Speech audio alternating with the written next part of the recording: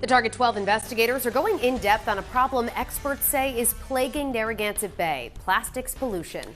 URI scientists have found the top 2 inches of the seafloor at Narragansett Bay is covered with more than 1,000 tons of microplastics. And that number has jumped big time in the last decade. Target 12 investigator Kate Wilkinson joins us from Bold Point Park in East Providence with what new research from URI is revealing about the local impacts.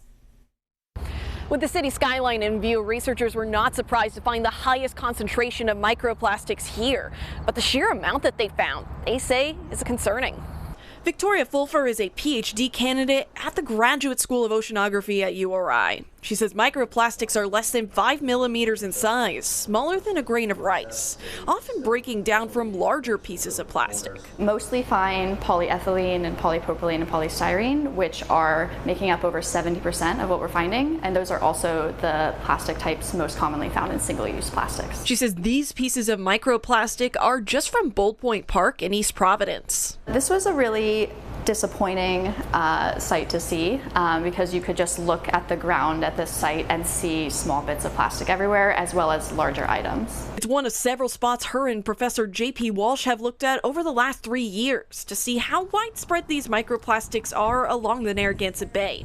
The researchers collected samples from the shorelines to the seafloor using URI's research vessel Captain Bert, and then brought them back to their lab on the Narragansett Bay campus.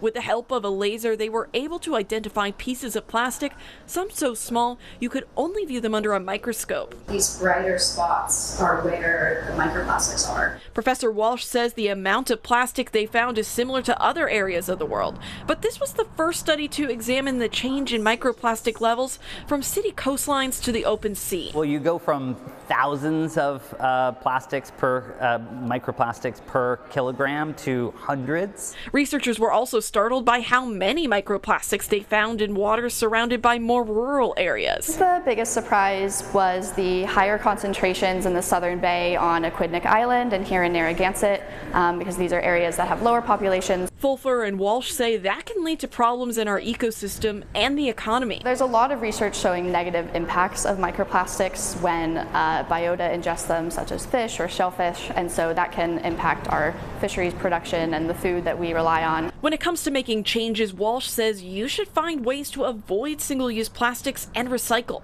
but he's asking public officials to look at broader changes. How we encourage industry to evolve and what types of plastics we're using and what we're doing with it after we use it.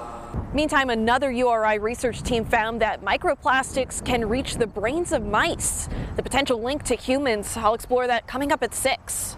With the Target 12 investigators, Kate Wilkinson, 12 News.